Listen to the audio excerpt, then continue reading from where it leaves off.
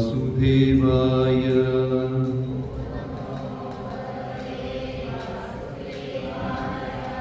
നാരായണം നമസ്കൃത്യ നരം ചൈവ നരോത്തമം ദേവീം സരസ്വതീം വ്യാസം തതോ ജയമുദിരയേ. ഹേ കൃഷ്ണ കരുണാ സിന്ധു ദീനബന്ധു ജഗത്പതേ ഗോപേശ ഗോപികാ കാന്ത രാധാകാന്ത നമോസ്തുതേ. തപ്തകാഞ്ചന ഗൗരാംഗീ രാധേ വൃന്ദാവനേശ്വരി വൃഷഭാനുസുതേ ദേവി പ്രണമാമി ഹരിപ്രിയേ. ജയ ശ്രീകൃഷ്ണ ചൈതന്യ പ്രഭോ നിത്യാനന്ദ ശ്രീ അദ്വൈത ഗദാധര ശ്രീവാസദി ഗൗരഭക്തവൃന്ദ. ഹരേ കൃഷ്ണ കൃഷ്ണ കൃഷ്ണ ഹരേ ഹരേ ഹരേ രാമ രാമ രാമ ഹരേ ഹരേ. അപ്പോ ഈ ആദ്യത്തെ ചോദ്യത്തിന് ഉത്തരം പറയുമ്പോൾ മറ്റുള്ളവര് ഉച്ചയ്ക്ക് ശേഷം കൃഷ്ണനും രുക്മിണിയും തമ്മിലുള്ള ബന്ധം, എന്തായാലും ക്വസ്റ്റ്യൻ ആൻസറിലേക്ക് നമ്മൾ കടന്നു. അപ്പോ മറ്റുള്ള ഭക്തന്മാര് ചോദ്യങ്ങളെല്ലാം മനസ്സിൽ ഓർത്ത് വെച്ചേക്കണം. ചോദ്യം ചോദിച്ചത് പേര്, ചോദിച്ച ആളുടെ പേര്, നാട്, കുട്ടിച്ചല്ല. അപ്പൊ ഈ ചോദ്യത്തിന് മറുപടി രാമായണത്തിലുണ്ട്.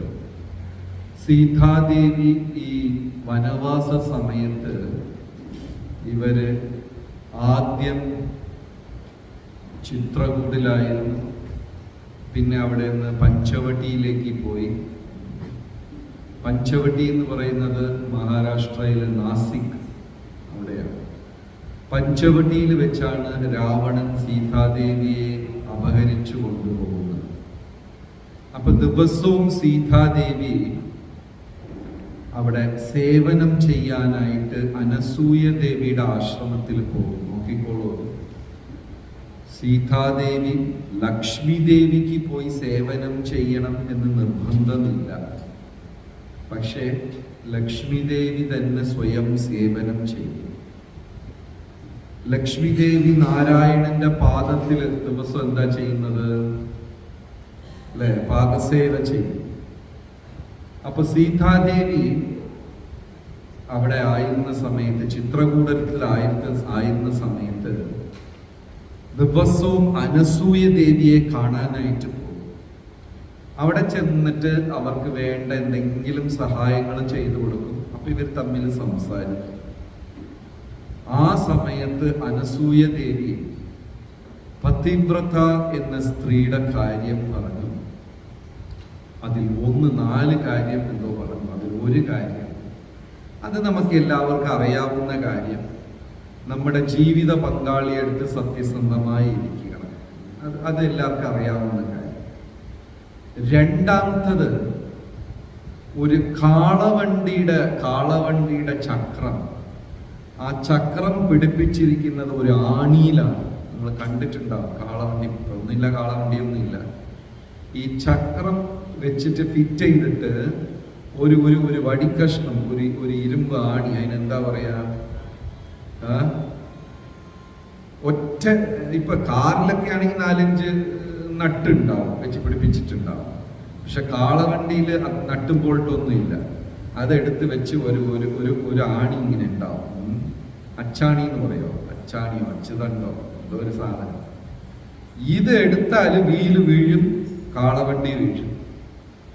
ഒരു കുടുംബത്തില് സ്ത്രീകൾ, അമ്മമാരെന്ന് പറയുന്നത് ആ കാളവണ്ടിയുടെ ഒരു റോഡ് പോലെ, ആ ഒരു പിന്നെടുത്തു കഴിഞ്ഞാൽ മൊത്തം കാളവണ്ടിയും വീഴും. അതേപോലെ ആ വീട്ടിലത്തെ അമ്മയുള്ളവരെയാണ് സഹോദരന്മാരുടെ ഇടയ്ക്ക് ബന്ധം, അച്ഛൻ്റെ അടുത്തുള്ള ബന്ധം എല്ലാം. ആ അമ്മയുടെ കാലശേഷം ഈ ബന്ധങ്ങളെല്ലാം കുറയും. അത് ഇന്നും അങ്ങനെയാണ്. അമ്മ മരിച്ചു പോയാൽ പിന്നെ മറ്റ് സഹോദരന്മാരുടെ അടുത്തുള്ള ബന്ധമെല്ലാം ഒന്ന് ബലം കുറയും. അപ്പോ ഒരു ഗ്രഹത്തിൽ സ്ത്രീ എന്ന് പറയുന്നത് ധരണി എന്ന് വെച്ചാൽ ഭൂമിക്ക് പേര് ധരണി. ധർമ്മം ആചരിക്കുന്ന കൊണ്ട്, ധാരയത്തെ താങ്ങിപ്പിടിക്കുന്നത് കൊണ്ട്, എല്ലാം സഹിക്കുന്നത് കൊണ്ട്. ഏതാ ബുദ്ധിമുട്ട്? ഒരു വീട് പണിയുന്നതാണോ ബുദ്ധിമുട്ട്? കെട്ടുന്നതാണോ ബുദ്ധിമുട്ട്? ആ വീട്ടിനെ തല്ലിപ്പൊളിക്കുന്നതാണോ ബുദ്ധിമുട്ട്? അല്ല ആ വീടിനെ 50 വർഷം പരിപാലിക്കുന്നതാണോ ബുദ്ധിമുട്ട്? ഏതാ ബുദ്ധിമുട്ട്? പരിപാലിക്കുന്നത്. വിവാഹം കഴിക്കുന്നതാണോ ബുദ്ധിമുട്ട്? വിവാഹമോചനം ചെയ്യുന്നതാണോ ബുദ്ധിമുട്ട്? 50 കൊല്ലം ചിരിച്ചുകൊണ്ടിരിക്കുന്നതാണോ ബുദ്ധിമുട്ട്? ഏതാ ബുദ്ധിമുട്ട്? വിവാഹം കഴിഞ്ഞ് ചിരിച്ചുകൊണ്ടിരിക്കുന്നതാണ്. അപ്പൊ അതിന് ഒരുപാട് നമ്മൾ താങ്ങേണ്ടി വരും, സഹിക്കേണ്ടി വരും. സഹിക്കുക എന്ന് പറഞ്ഞാൽ ശരിയും തെറ്റിന് പ്രാധാന്യമില്ല. നമ്മളിപ്പോ എപ്പോഴും എങ്ങനെയാ ചിന്തിക്കണെന്ന് വെച്ചാല്, നീ ശരിയല്ലേ, അവര് തെറ്റല്ലേ, അവര് ശരിയല്ലേ, ഇവിടെ ശരിയും തെറ്റിന് പ്രസക്തിയില്ല. സഹിക്കുക. ഒരിക്കല് ഒരു സന്യാസി വര്യൻ വിജയകരമായ കുടുംബജീവിതത്തിന്റെ രഹസ്യം പറഞ്ഞു. 3 രഹസ്യമാണുള്ളത് വിജയകരമായ കുടുംബജീവിതം. 1 സഹിക്കുക, 2 സഹിക്കുക, 3 സഹിക്കുക. ഈ ഫോർമുല എത്ര പേര് പ്രാക്ടീസ് ചെയ്യുന്നുണ്ട് കുടുംബജീവിതത്തില്? അതാ പ്രഭു പെട്ടെന്ന് കൈ നോക്കി, ചോദ്യം ചോദിച്ചു തീർന്നില്ല, കൈ ഉയർത്തി. സഹിക്കുക. അവിടെ ശരിയും തെറ്റും ഇല്ല. എപ്പോഴും വീട്ടിൽ ഭാര്യയായിരിക്കും ശരി, അതിവിടെ ഇല്ല. അപ്പൊ സഹിക്കുക. അപ്പോ ആ സഹനശക്തി സാത്വികന്മാർക്കേ ഉണ്ടാവുള്ളൂ. രജോ ഗുണമുള്ളവർക്കും ഉണ്ടാവുകയില്ല, തമോ ഗുണമുള്ളവർക്കും ഉണ്ടാവില്ല. അവര് ഒന്ന് പറയുമ്പോ 2 പൊട്ടിത്തെറിക്കും. അപ്പൊ സഹിക്കുക. അത് രണ്ടാമത്തത്. ആദ്യത്തത് എന്താണ്? ജീവിത പങ്കാളി സത്യസന്ധമായി, അതെല്ലാവരും പറയാം. രണ്ടാമത്തത് വീട്ടിനകത്ത് വിട്ടുവീഴ്ചകൾ സഹിക്കുക. അല്ലേ?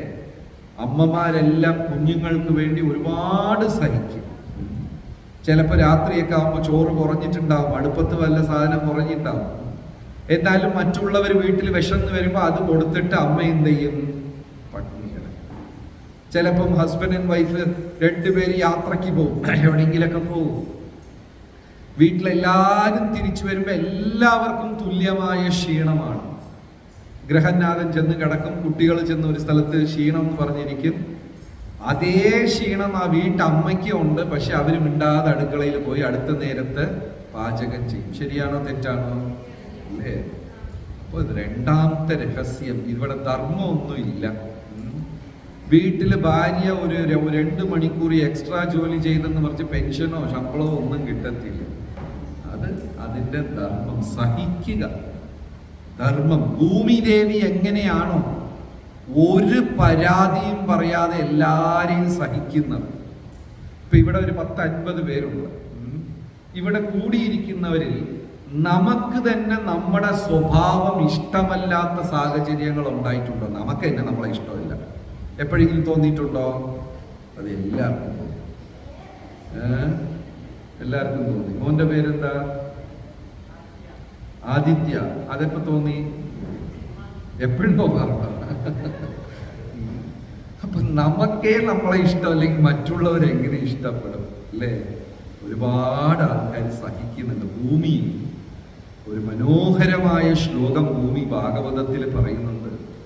എത്രയോ ക്ഷത്രിയന്മാരെ കണ്ടു, എത്രയോ രാജാക്കന്മാരെയും ചക്രവർത്തികളെയും കണ്ടു. ഓരോരുത്തരും വന്ന് അവരുടെ കൊടി കുത്തും, അവരുടെ ചിഹ്നം, അവരുടെ ധ്വജം, അവരുടെ ശംഖുവിളി, ഞാനാണ് ഈ നാട്ടിൻ്റെ അധിപൻ, രാജ്യത്തിൻ്റെ അധിപൻ, ഞാൻ പറയുന്നത് എല്ലാവരും കേൾക്കണം, ജയഘോഷങ്ങൾ ഉണ്ടാകും. കുറച്ച് വർഷം കഴിയുമ്പോൾ ആ രാജാവിനെ കാണുന്നില്ല. ഇങ്ങനെ ഞാൻ ആയിരക്കണക്കിൽ തലമുറകളെ കണ്ടു. ഈ പറഞ്ഞവരൊന്നും ഇവിടെ ഇല്ല, ഇല്ലേ? ചിലർ കുഴിക്കും, ചിലർ കിണർ കുഴിക്കും, ചിലർ ഡ്രില്ലിടും, എന്തെല്ലാം ഭൂമിയെ ചെയ്യുന്നുണ്ട്. ഭൂമി എന്തെങ്കിലും പരാതി പറയുന്നുണ്ടോ? അതിന് വേദനിച്ച് ഒന്ന് കുലുങ്ങിയാൽ മതി, ബിൽഡിംഗ് എല്ലാം താഴെ ഇരിക്കും. അപ്പോൾ ധരണി സഹിക്കുക. ആദ്യത്തത് ജീവിത പങ്കാളിയെടുത്ത് സത്യസന്ധമായിരിക്കുക. രണ്ടാമത്തത് സഹിക്കുക. പിന്നെ മൂന്നാമത്തത് രഹസ്യങ്ങൾ കാത്തു സൂക്ഷിക്കുക. ഇതിപ്പോ ഇവിടെ തുറന്ന് പറയാമോ എന്ന് എനിക്കറിഞ്ഞൂടാ. പറയാമോ? പാടില്ലേ? ആർക്കും എൻ്റെ അടുത്ത് ദേഷ്യം തോന്നരുത്. മഹാഭാരതത്തിലായി സംഭവം. എന്താന്ന് വെച്ചാല്, കർണൻ മരിച്ചപ്പോ കുന്തിദേവി വന്ന് മാറിലടിച്ച് തലയിലടിച്ച് കരയും. കർണൻ മരിച്ചു കിടക്കുക. കർണനെ ആര് കൊന്നു? കർണൻ ആര് കൊന്നു? കർണനെ ആര് കൊന്നു? ഉറപ്പാണോ? കർണനെ അർജുനൻ കൊന്നു. അപ്പൊ കുന്തി മഹാറാണി വന്ന് നെഞ്ചിലടിച്ച് കരയുക. ധർമ്മപുത്രർക്ക് കണ്ടിട്ട് അതിശയം തോന്നുന്നു. ശത്രു മരിച്ചു കിടക്കുന്നു, അമ്മ വന്ന് ഇങ്ങനെ കരയുന്നു. അമ്മ ഉടനെ ധർമ്മപുത്രൻ കുന്തിയുടെ അടുത്ത് പോയിട്ട്, അമ്മ, ഇത് കർണനാണ്, നമ്മുടെ ജന്മവൈരിയ.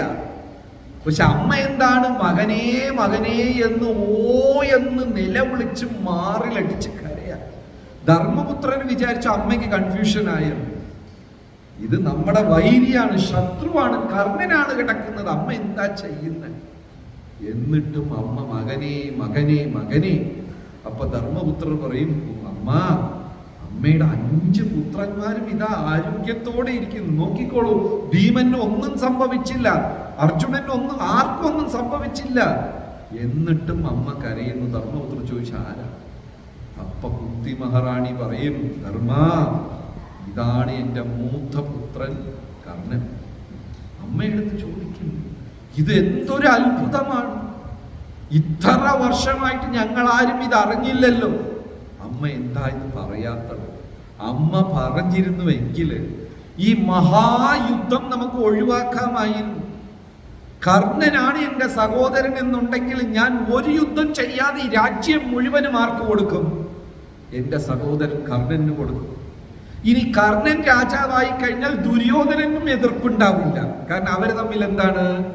ഭയങ്കര ഫ്രണ്ട്ഷിപ്പാണ്. എല്ലാം ഒഴിവാക്കാമല്ലോ.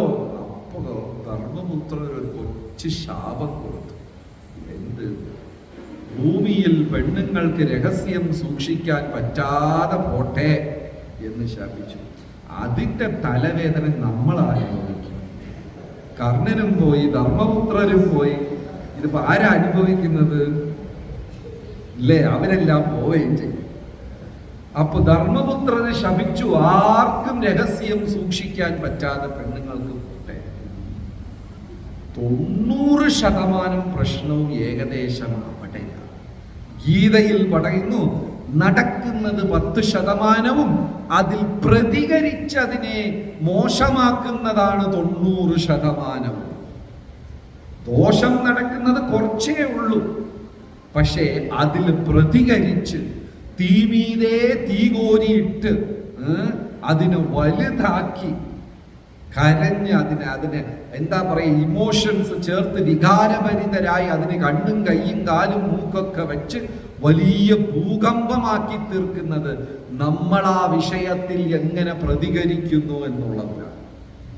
സഹിക്കുക. നമ്മൾ ആരെങ്കിലും മോശമായിട്ട് പറഞ്ഞാൽ, ചേട്ട ഇന്നലെ എന്നെ കുറേ പറഞ്ഞില്ലേ, നല്ല രസമായിരുന്നു കേട്ടോ, ഒരിക്കൽ കൂടെ പറയും, കേൾക്കാൻ സുഖമുണ്ട്. പ്രതികരിക്കാൻ പോകരുത്. കാരണം പ്രതികരിച്ച് ഇന്ന് വരെ ഭൂമിയിൽ ശാന്തിയും സമാധാനവും ഉണ്ടായിട്ടേയില്ല. ഈവൻ രാജ്യങ്ങൾ തമ്മിലുള്ള യുദ്ധം നോക്കിക്കോളും. ഇവരൊരു ദിവസം വന്ന് 5 പേരെ അടിച്ചിട്ട് പോകും, ഒരു കുറച്ച് കഴിയുമ്പോൾ അവര് വന്ന് അടിച്ചിട്ട് പോകും. 70-80 കൊല്ലമായിട്ട് പോലും എന്താണ് യുദ്ധം തീരുന്നില്ല. യുദ്ധത്തിൽ കൂടെ, വഴക്കിൽ കൂടെ, വാക്കുതർക്കത്തിൽ കൂടെ ശാന്തിയും സമാധാനവും ലഭിക്കുകയില്ല. അതുകൊണ്ട് എന്ത് വിഷമമുണ്ടെങ്കിലും മൂന്നാമത്തെ കാര്യം, ഈ കിണറുണ്ടാവും, ചില കിണറിന്റെ നമുക്ക് ആഴം കാണാൻ പറ്റില്ല, കണ്ടുപിടിക്കാൻ പറ്റില്ല, അങ്ങനെ ആഴത്തിലുള്ള കിണറുണ്ടാവും. അതിലെന്തെങ്കിലും സാധനമിട്ടാൽ ഒരിക്കലും നമുക്ക് തിരികെ കിട്ടില്ല. അതുപോലെ എന്തെങ്കിലും വിഷമം വന്നു കഴിഞ്ഞാൽ അത് എന്ത് ചെയ്യണം? ആ കിണറ്റിനകത്ത് അങ്ങ് ഇടണം, പുറത്ത് വരാൻ പാടില്ല. ഇപ്പൊ അങ്ങനെയല്ല, മുഖമൊക്കെ ഇങ്ങനെ ഒരു മാതിരി യെസ് പോലെ. അപ്പൊ കാണുമ്പോ തന്നെ നമ്മൾ ചോദിക്കും എന്ത് പറ്റി? ഉടനെ അവരും ഒന്നുമില്ലെന്ന് പറയില്ല, ഒന്നുമില്ല. അങ്ങനെ പറയുമ്പോൾ നമുക്ക് കുറച്ചും കൂടെ ഇൻട്രസ്റ്റ് അത് എന്താണെന്ന് അറിയാൻ. ഇപ്പൊ ഞാൻ ഇവിടെ 1 മണിക്കൂർ പ്രഭാഷണം തരുന്നു, ഈ കൈ ഇങ്ങനെ അടച്ചു പിടിച്ചിട്ട് 1 മണിക്കൂർ പ്രഭാഷണം, എല്ലാരും മനസ്സിൽ എന്തായിരിക്കും? അതിനകത്ത് എന്താ? ആ കയ്യിനകത്ത്. അപ്പോ പറയില്ല, ഒന്നുമില്ല എന്ന് പറഞ്ഞ അങ്ങനെയല്ല, അതുണ്ട്, അത് പറഞ്ഞ ശരിയാവില്ല. അപ്പൊ കുറച്ചും കൂടെ താല്പര്യമാണ്. ഇങ്ങനെ അതൊരു ഭീമാകാരമായ യുദ്ധത്തിലേക്ക് വഴിതിരിക്കും. പിന്നെ 4ാമത്തത്, നമുക്ക് ഇഷ്ടമുള്ളതും ഇഷ്ടമില്ലാത്തതിനും എല്ലാവരെയും ചേർത്ത് കൂട്ടിപ്പിടിക്കാനുള്ള രഹസ്യ വിദ്യ പഠിക്കണം. ഇപ്പൊ മഹാഭാരത യുദ്ധത്തിൽ നോക്കിക്കഴിഞ്ഞാൽ രാജമാത, മഹാഭാരതത്തിലെ രാജമാത ആരാണ്? മഹാഭാരതത്തിലെ രാജമാത ആരാണ്? ഗാന്ധാരി. ഗാന്ധാരിയുടെയും പുറകെ ഒരു തലമുറയും കൂടെ പുറകെ പോകും.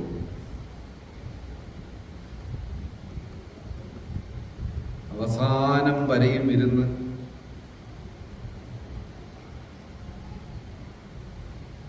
ആരാണ് ആദ്യത്തെ രാജാവ് മഹാഭാരതത്തിൽ? കുന്തിദേവിയും ഗാന്ധാരി ഒരു തലമുറ, അവരുടെ ഹസ്ബൻഡ് ധൃതരാഷ്ട്ര, ധൃതരാഷ്ട്ര അച്ഛൻ വിചിത്രവീര്യനും രുക്മാംഗദനും, അതിന്റെ പുറകെ മുക്വസ്ത്രീ സത്യവതി. സത്യവതിയാണ് രാജമാതാവ്.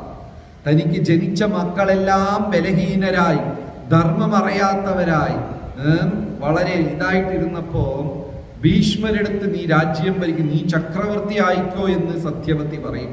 ഭീഷ്മ, നിനക്ക് തുല്യമായി ഒരു യോദ്ധാവും ധർമ്മിഷ്ഠനും രാജനീതിയും അറിയുന്ന ആരും തന്നെ ഇല്ല, നീ ചക്രവർത്തി ആയിക്കോളൂ.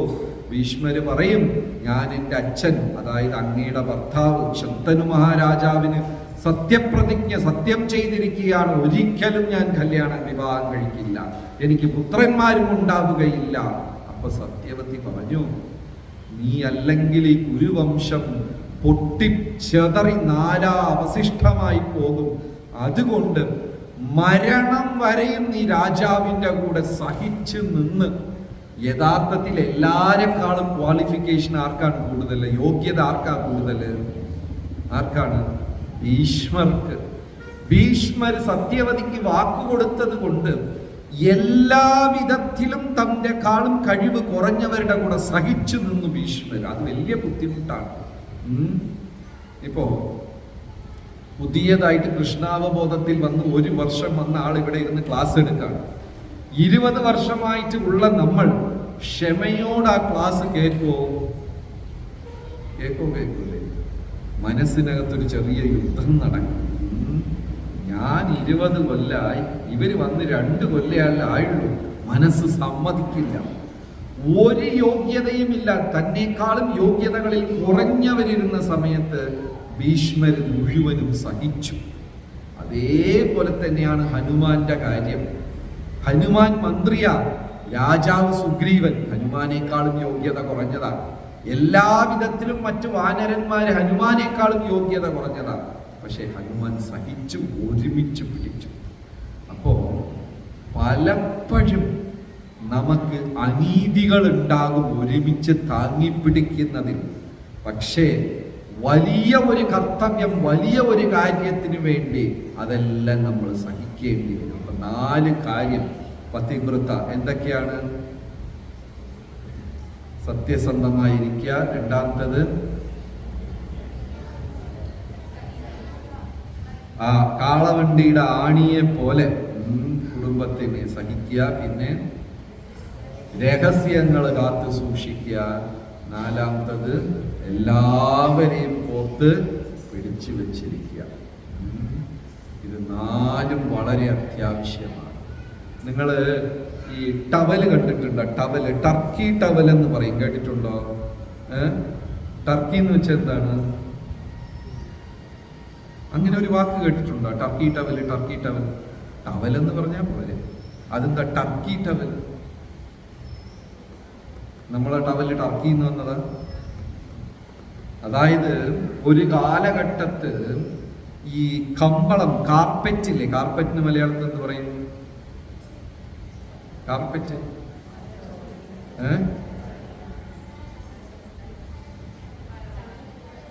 ചവിട്ടിയോ? എന്താ? പരവതാനി.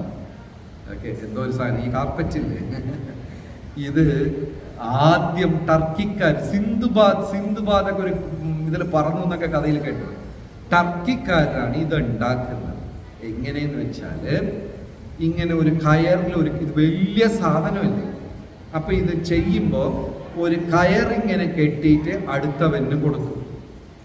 അവൻ എന്തായും അവിടെ നിന്ന് വാങ്ങി ഒരു കെട്ടിട്ട് അടുത്തവന് കൊടുക്കും. ഇങ്ങനെ ഒരു 20 പേര് വരിക്കുണ്ടാകും. കെട്ടിട്ട് ഇങ്ങനെ കൊടുക്കുമ്പോൾ ഈ കെട്ടിങ്ങനെ പോകും. കെട്ടിട്ടും അവിടെ കൊടുക്കും. അതിനിടയ്ക്ക് അടുത്ത നൂല് വരും, കെട്ടിട്ട് അങ്ങോട്ട് കൊടുക്കും. ഇങ്ങനെ ഈ കാർപ്പറ്റ് കെട്ടി കാർപ്പറ്റ്. മനസ്സിലായോ?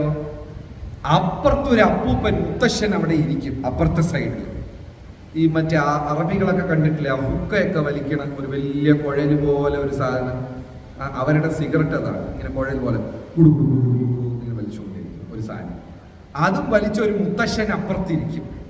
അപ്പൊ ഇവരിങ്ങനെ ചെയ്യുമ്പോ ഡിസൈന് ഇപ്പുറത്തെ സൈഡിലേക്ക് കാണുള്ളൂ. ഇവിടെ വെച്ചാണ് ഇവർ കെട്ടിടുന്നത്. ഡിസൈൻ ഇവിടെ ഉണ്ടാവുള്ളൂ.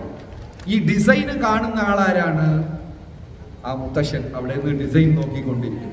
ഇവര് ബാക്കിൽ കെട്ടിട്ട് പോകും. ഇപ്പൊ ഒരാൾ ഒരു തെറ്റ് ചെയ്തു എന്ന് വെച്ചോളൂ, ഇവർക്ക് അറിയാൻ പറ്റില്ല. ആ മുത്തശ്ശൻ എന്തെയും അപ്പുറത്തിരുന്ന് നോക്കിയിട്ട് ആ തെറ്റിനെ എല്ലാരെ കൊണ്ടും ആവർത്തിക്കും. അപ്പൊ ഒരാൾ ചെയ്ത തെറ്റ് എല്ലാവരും ആവർത്തിക്കുമ്പോൾ അതൊരു ഡിസൈനായി മാറും. അപ്പൊ ഏത് കാർപ്പറ്റിലാണ് കൂടുതൽ ഡിസൈൻ ഉള്ളത് വെച്ചാൽ കൂടുതൽ തെറ്റ് ചെയ്ത കാർപ്പറ്റിലാണ് കൂടുതൽ ഡിസൈൻ. ഇവരെ തെറ്റുകളെ ഡിസൈനാക്കി മാറ്റുന്ന ഒരാളാണ് ആര്? അപ്പൂപ്പൻ. കൃഷ്ണാവബോധത്തിൽ നേതാവെന്ന് പറയുന്ന ആളുടെ ജോലി കല്ലേറുകൾ വന്നുകൊണ്ടേയിരിക്കും, മുഖം നീട്ടി കാണിക്കണം. ഈ കല്ലെല്ലാം കൊണ്ട് ഈ മറ്റേ ശില്പിയുടെ അടി കിട്ടി അതൊരു ശില്പമായി മാറും. ഏത് കല്ലാണ് മനോഹരമായ ഒരു ശില്പമായി മാറിയത്? ഏത് കല്ലിന് കൂടുതൽ അടി കിട്ടിയോ ആ കല്ലാണ് എന്തായി മാറിയത്? സഹിക്കുക. അപ്പൊ ഇതൊക്കെയാണ് ഇതിന്റെ രഹസ്യം. ഇതൊന്നും നമ്മൾ ആദ്യത്തെ ദിവസം പറയില്ല, പറഞ്ഞാൽ പിന്നെ ആരും കൃഷ്ണാവബോധത്തിൽ വരില്ല. ഇതൊക്കെ നമ്മൾ പിന്നെയും പറയുന്നു. ഹരേ കൃഷ്ണ. വേറെ ക്വസ്റ്റ്യൻ? അടുത്ത ചോദ്യം. എല്ലാരും ചോദ്യം ചോദിക്കുന്നത്. വൈകുന്നേരം എന്താണ് പ്രസാദം? ഭാഗവതത്തില്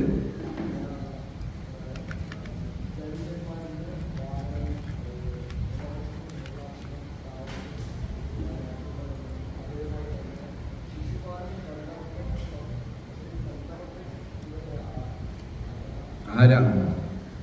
അതായത് ജയവിജയന്മാരും 3 അസുരജന്മം എടുക്കും. ജയവിജയന്മാരെടുത്ത് ഭഗവാൻ ചോദിക്കും, നിങ്ങൾ 3 ജന്മം അസുരന്മാരായി ജനിക്കുന്നു, 100 ജന്മം ഭക്തന്മാരായി ജനിക്കുന്നു. അപ്പൊ അവര് പറയും, ഞങ്ങൾ 3 ജന്മം അസുരന്മാരായി ജനിച്ചോളാം ഏതൊക്കെയാണ്? ഹിരണ്യാക്ഷനും ഹിരണ്യകശിപു, രാവണ കുംഭകർണ, ശിശുപാല ദണ്ഡവക്ര. ഇവർ 6 പേരും 6 കളങ്കങ്ങളെ മാച്ച് ചെയ്യുന്നവരാണ്. കാമ, ക്രോധ, മോഹ, ലോഭ, മത, മാത്സര്യം. ഇപ്പുറത്ത് ഹിരണ്യാക്ഷൻ, ഹിരണ്യകശിപു, രാവണൻ, കുംഭകർണൻ, ശിശുപാലൻ, ദണ്ഡവക്രൻ. ഇപ്പുറത്ത് 6 എണ്ണം. ഇത് 6 മാച്ച് ദ ഫോളോയിങ് ചെയ്യും. ആരാണ് ആര്? മനസ്സിലായോ? 6 ചീത്ത സ്വഭാവങ്ങളുണ്ട്, 6 രാക്ഷസന്മാരുണ്ട്. ഇപ്പൊ ഈ 6 അങ്ങോട്ടും ഇങ്ങോട്ടും മാച്ച് ചെയ്യണം. രാവണന്റെ ദോഷം എന്താണ്? കാമക്രോധാദികളിൽ രാവണന്റെ കുഴപ്പം ഏതാണ്? രാവണന്റെ കുഴപ്പം കാമം. കാരണം വേദം പഠിച്ച ആളാണ്, സംഗീത വിദ്വാനാണ്, ബ്രാഹ്മണനാണ്, പണ്ഡിതനാണ്, മഹായോദ്ധാവാണ്, തപസ്വിയാണ്. ഇത്ര നല്ല സ്വഭാവം ഉണ്ടായിട്ട് എല്ലാം നശിച്ചത് എന്ത് കാരണം? ശരി. ശിശുപാലന്റെ കുഴപ്പം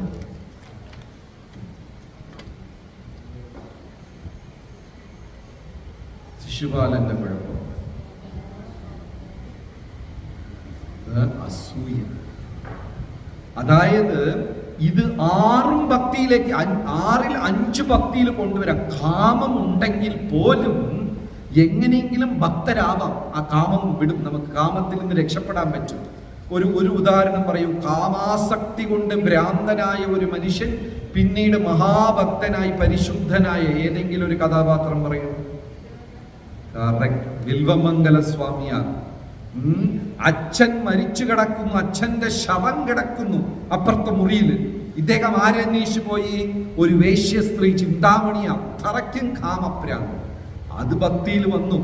ദേഷ്യമുള്ളവർ പോലും ഭക്തിയിൽ വരും. കാമ, ക്രോധ, മോഹ, ലോഭം, മാത്സര്യം, അസൂയ ഉള്ളത് മാത്രം ഭക്തിയിൽ വരാൻ പറ്റില്ല. ശ്രീമദ് ഭാഗവതത്തിന്റെ 2ാമത്തെ ശ്ലോകം അത് പറയുന്നു. ഏതാണ് 2ാമത്തെ ശ്ലോകം? ഭാഗവതത്തിന്റെ പ്രഥമ ശ്ലോകം എന്താണ്? ഫസ്റ്റ് ശ്ലോകം. ജന്മാദ്യസ്യ യഥാന്വയാദി തരതശ്ചാത്തേഷ്വവിജ്ഞസ്വരാട് തേനേ ബ്രഹ്മഹൃദായേ ആദികവയേ മുഹ്യന്തി യത്സൂരയാ തേജോ വാരിമൃതാം യഥാ വിനിമയോ യത്രത്ര സർഗോ മൃഷാ ദാംനസ്വേന സദാ നിരഷ്ടകുഹകം സത്യം പരം ധീമഹി. 2ാമത്തെ ശ്ലോകം. ധർമ്മപ്പോ പ്രോചിത കൈതവോ അത്ര പരമോ നിർമത്സരാണാം സദാം വേദ്യം വാസ്തവമത്ര വസ്തു ശിവതം താപത്രയോന്മൂലനം.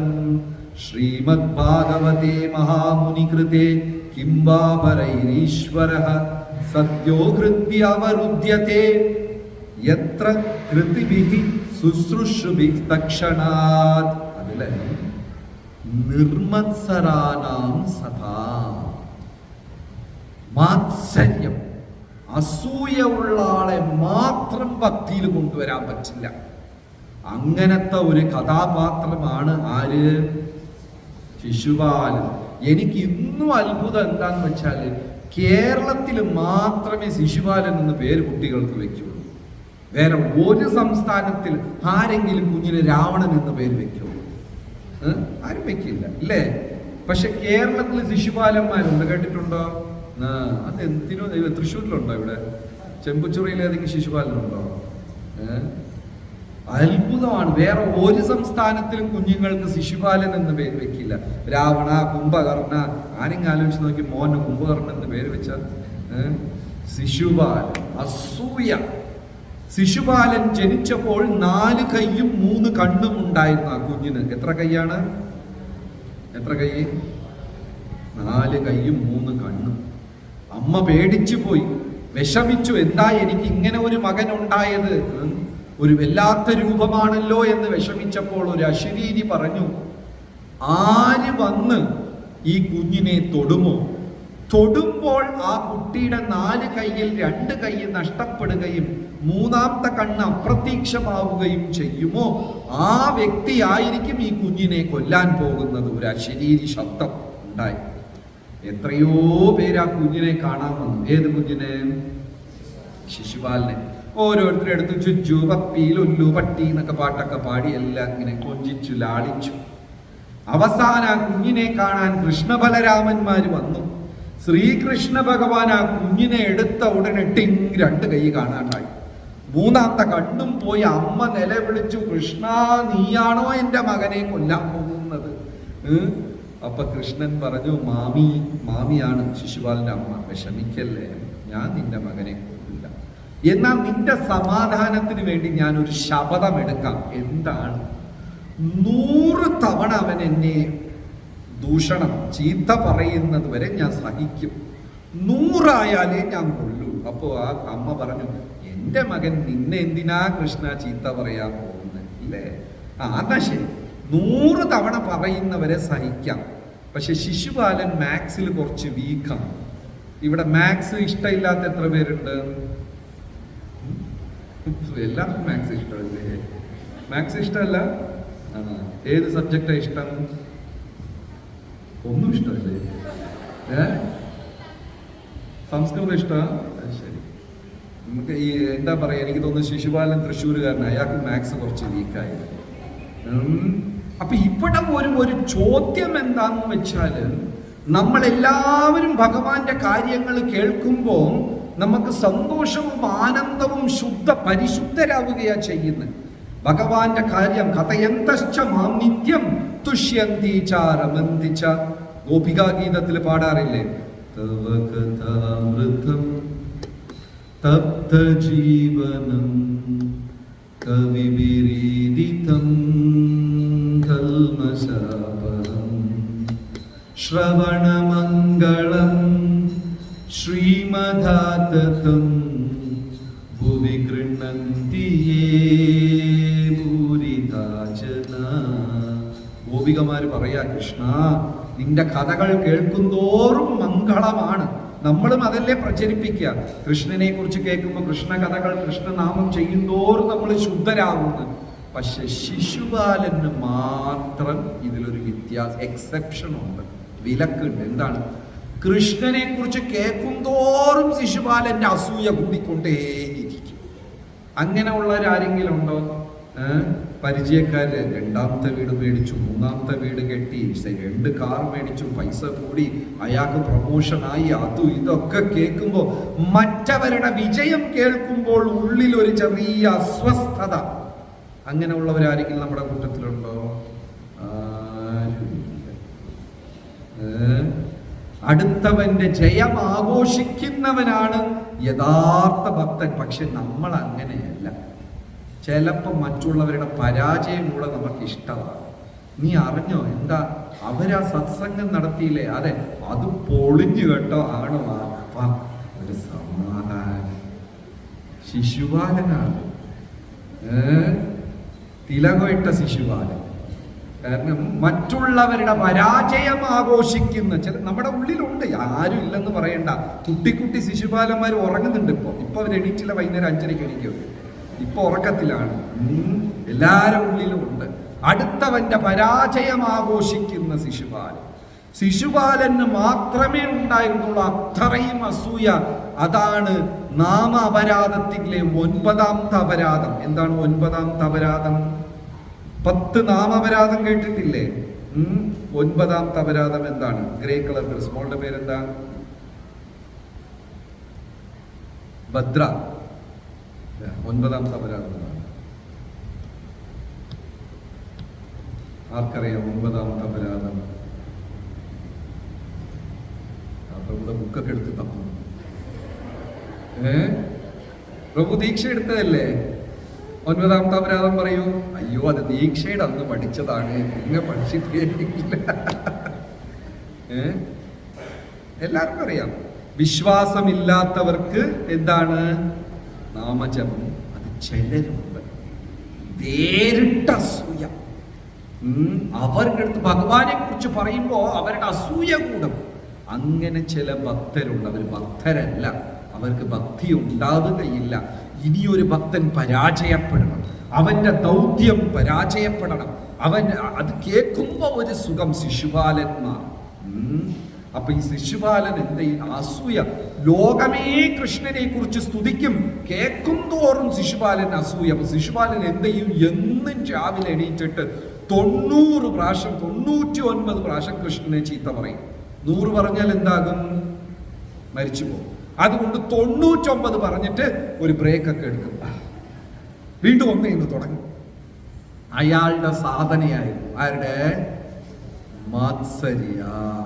കാമക്രോധ മോഹ ലോഭ മതം മാത്സര്യം, അസൂയ.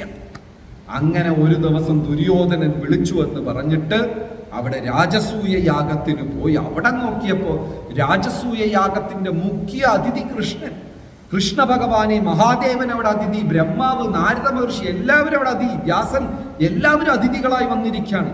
മഹാദേവൻ ചെന്ന് പൂർണ്ണകുംഭം കൊടുത്ത് ഭഗവാനെ സ്തുതിക്കുന്നു. ബ്രഹ്മാവ് വന്ന് വാളും ഇതെല്ലാം കൊടുത്ത് രാജാവിന് എല്ലാ പ്രജകളും വന്ന് സമ്മാനം കൊടുക്കും.